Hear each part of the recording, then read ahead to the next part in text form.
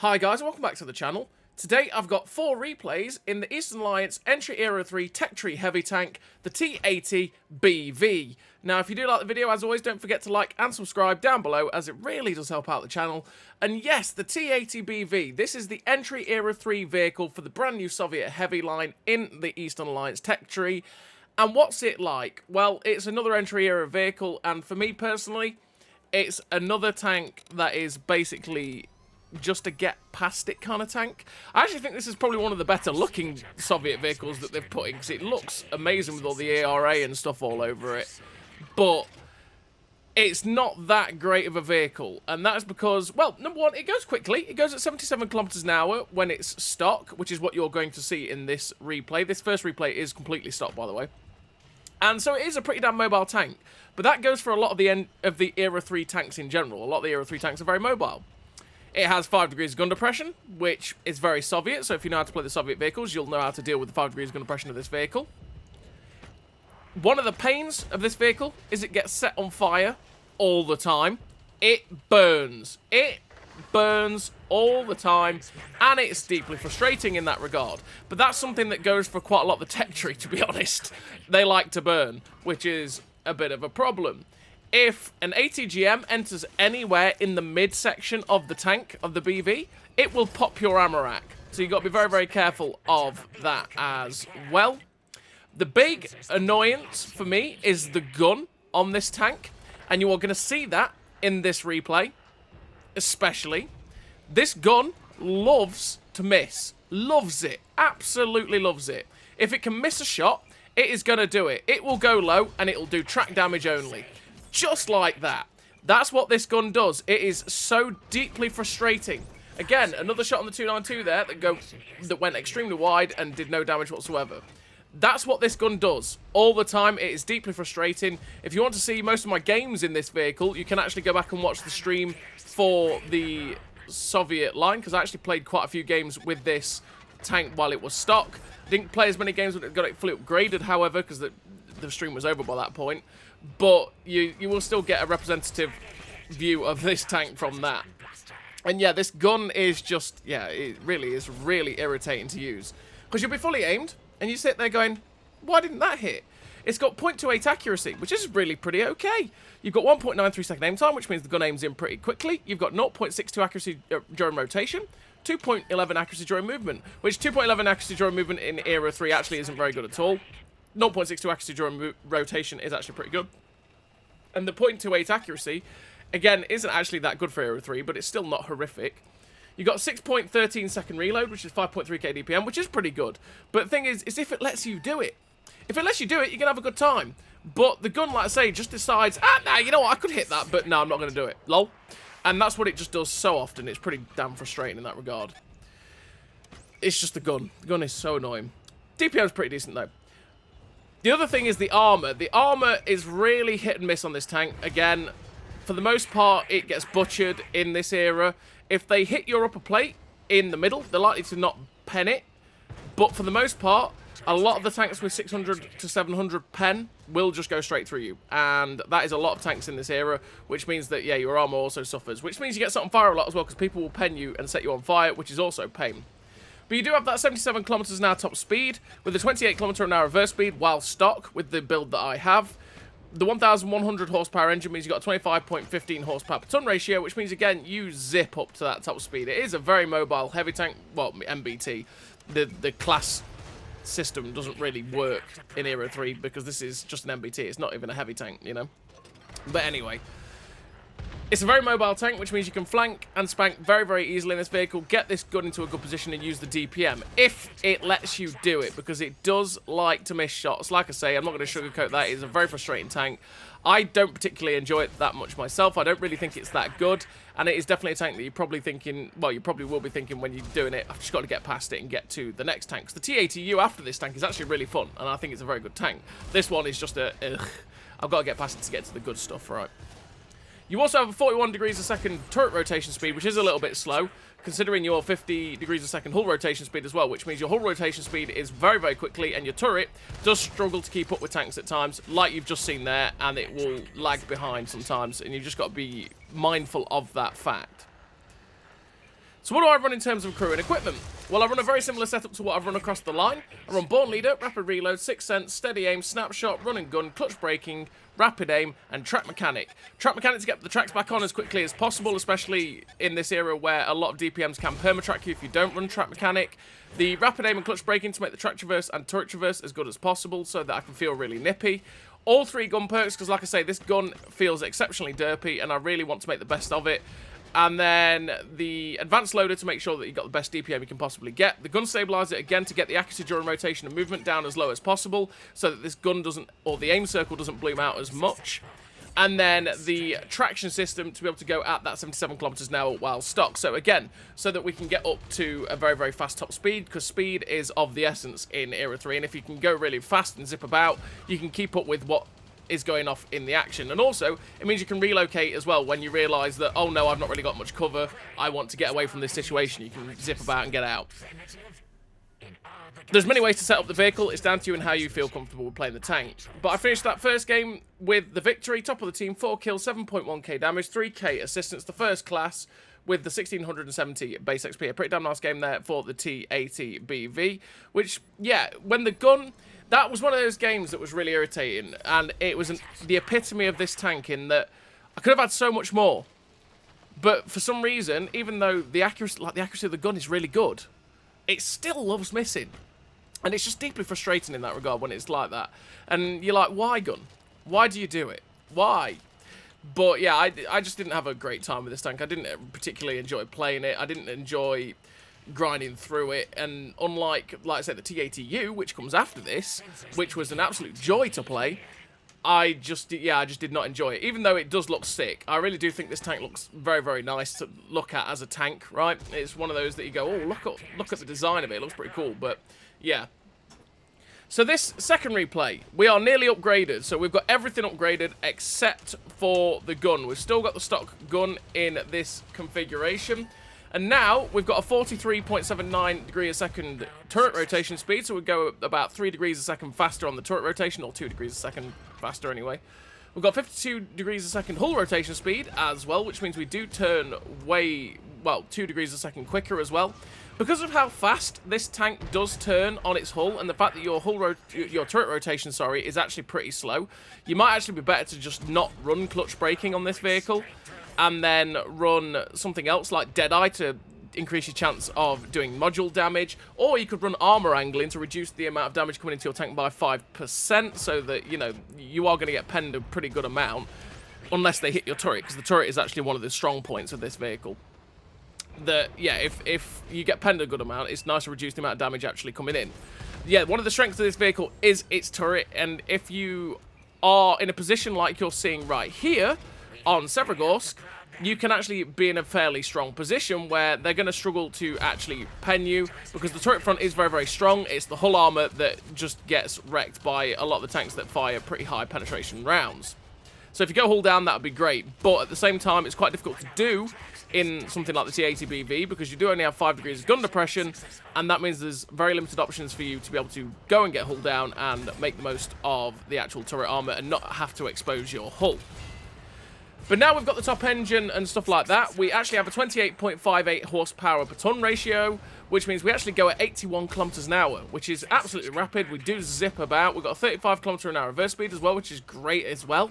Again, we have that 558 penetration on this stock gun, because this replay is with the stock gun, with 697 penetration on the premium APFSDS. So it's 558 FSDS and then 697 pen APFSDS on this vehicle, which is nice because you got 2 rounds of APFSDS, and the 697 pen APFSDS will just butcher through pretty much everything you can face, which is great. 558 does find plates and bounces quite often. There's plates of armor that it will struggle with, so that's where the 697 will come into play. I mean, quite a few people will just fire the full gold 697 because that will not disadvantage them in certain situations.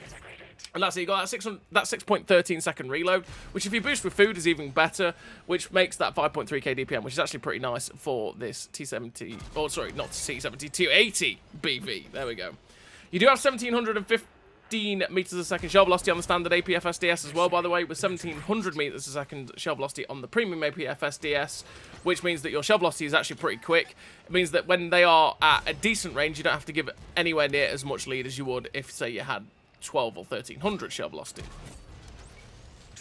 So this second replay, so far, we have managed 8.7k damage. Just looking for the cupola shot there on the Challenger. And sadly, the shot flew high, which was never going to go in. We see the Thumper, and I'm like, okay, I want to try and keep this rock between me and the Thumper. But he shoots us and sets us on fire. And I'm thinking, oh no, I'm going to burn out now. I'm going to die, right? No, the fire's gone out.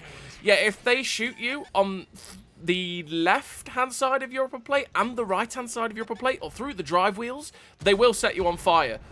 Gun. What was that? But yeah, they will set you on fire. It's something you've got to be very, very careful of with the BV and the T-80U as well. It does exactly the same thing. It gets set on fire all the time. And if they do, especially some of the high caliber guns, if they go through that left-hand side or right-hand side of the upper plate, they will set you on fire and you will be suffering pain. That's something else you could take. As we finish that game with the first class, the 9,300 damage. That's something else you could take on your crew for the T-80BV is something like one of the fire skills. So you could take firefighting to reduce the fire extinguisher speed or increase the fire extinguisher speed by 10%, so you could put the fire out quicker if you do get set on fire. Or you could take fire prevention, which decreases the chance of getting set on fire by 33%. Down to you, again, how you want to play the vehicle, but it does get set on fire a lot. Those two perks could be pretty handy. Same as taking supply conservation. Supply conservation could also be pretty handy in getting your repair kit back, your fuel, your food, or if you decide to take a fire extinguisher because it does get set on fire, get your fire extinguisher back quicker as well. You know, it's down to you, again, how you want to play the vehicle, but that's also a perfectly valid option for this vehicle. So now we're in the third replay. In the third replay, we are fully upgraded. We have the Top Gun now, and the Top Gun, there is very, very minimal difference between the Top Gun and the upgraded gun. If I'm totally honest with you, there is very, very minimal difference. And that is that you've got the same penetration at 558 and 697, the same shell velocity. You actually have ATGMs on the third shell, which can be handy sometimes on this vehicle. By the way, I did forget to mention that. With 750 pen, which means there's quite a lot of shots that they can pen, and they are very useful for early damage shots. So catching people off guard, catching people out early, and getting the big 1200 damage ATGM out. They can be handy for that, and don't underestimate them. It's just that when you're in situations like you're seeing here, where we're brawling, they're not going to be that handy, because number one, they have a 100-meter arming distance, which means that in close quarters in situations, you can't use them. And also, the reload for them is about 20 seconds, which means it takes quite a long while to actually get the ATGMs into the tube, and thus you lose quite a lot of opportunities to actually fire, and quite a lot of those opportunities you probably actually were just better to fire the main cannon with the main round anyway, right?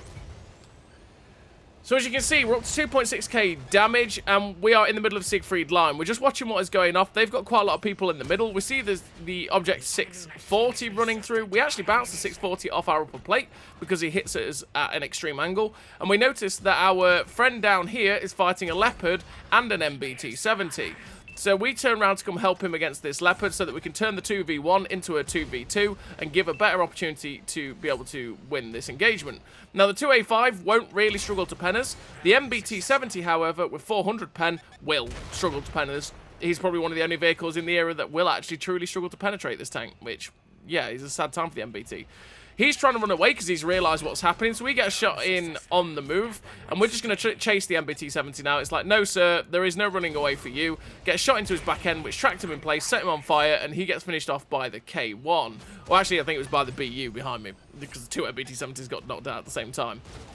But yeah, we've now got the 490 tow pole in front of us. We go up behind him because he's going to struggle to actually get his gun down into a position to be able to penetrate this vehicle. And as you can see, he's failing to actually get any shots at us because that tank has no gun depression over the rear of the vehicle. Pretty much the same as this tank. You see the two big barrels on the rear of this vehicle? If you depress, or if you turn the turret all the way around and try and depress the gun over the back of the tank, they will hit that barrel and it will shoot up into the sky. And instead of having 5 degrees of gun depression, you'll probably actually have +3 depression, which is actually elevation. You'll only have elevation, which you just got to be very, very careful of. So we're just farming the 292 now. We're just making sure to get rid of the 292 before we focus on the M1A2 and the 292 that are now in front of us. Waiting for the drive wheel of the 292. There we go. It's always a good idea to aim for drive wheels in Era 3 because you can track them in place like that, and as soon as they start to get farmed, you can just bump up your assistance damage like no end, and 3.1k assistance in that short space of time just because we tracked people, you know.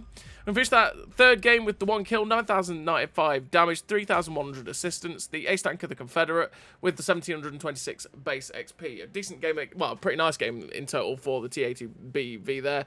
And we're on to the fourth and final replay of this video, and we are on Chow Bang. And on Chow Bang, what I want to do is go to the position at about G4. I want to go to G4 where I can get early shots across the people that run down the JK line, because as they come round the corner at J7, they give you very, very easy side shots, and you can get very early shots off there. Plus, as they climb the hill at K5, you can also get pretty early and easy shots there too. So you can see I'm just watching that corner to see if anyone's going to poke out with true vision. We actually get spotted.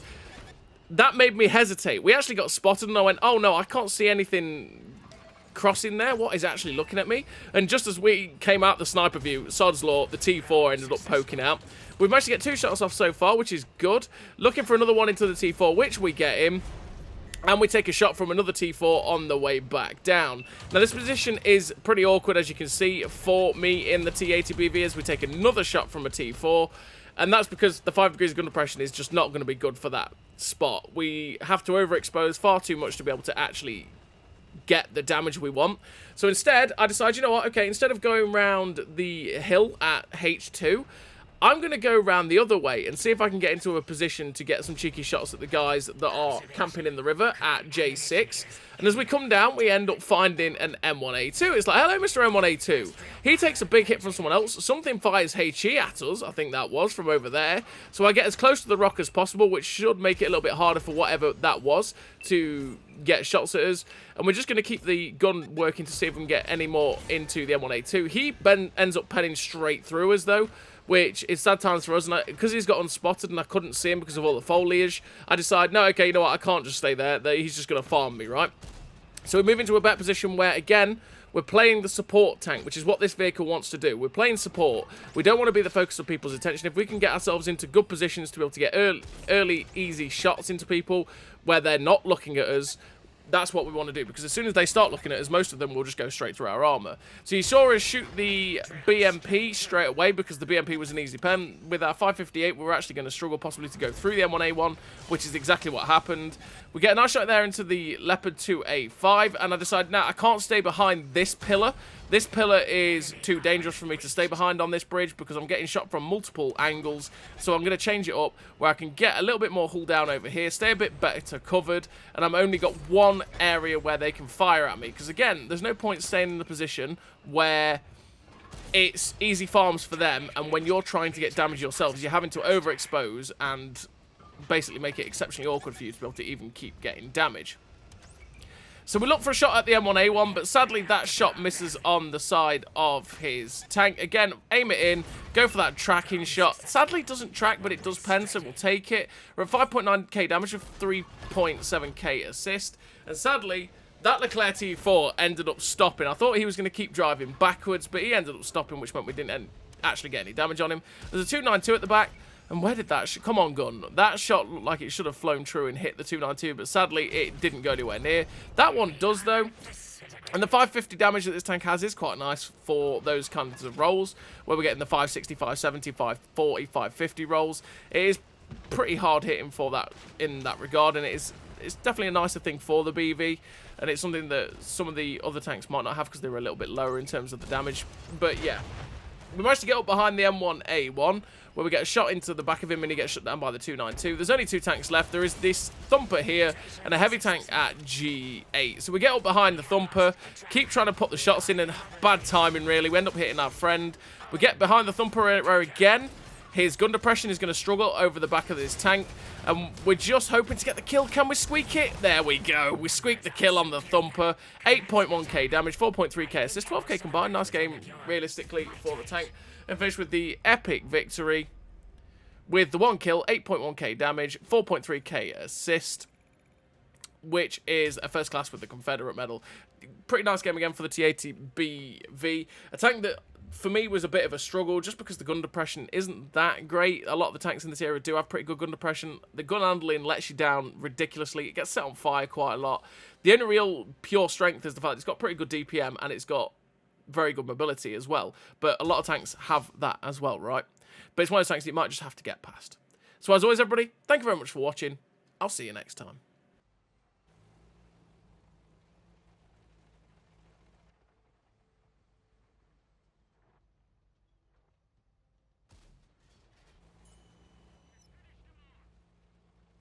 A great success!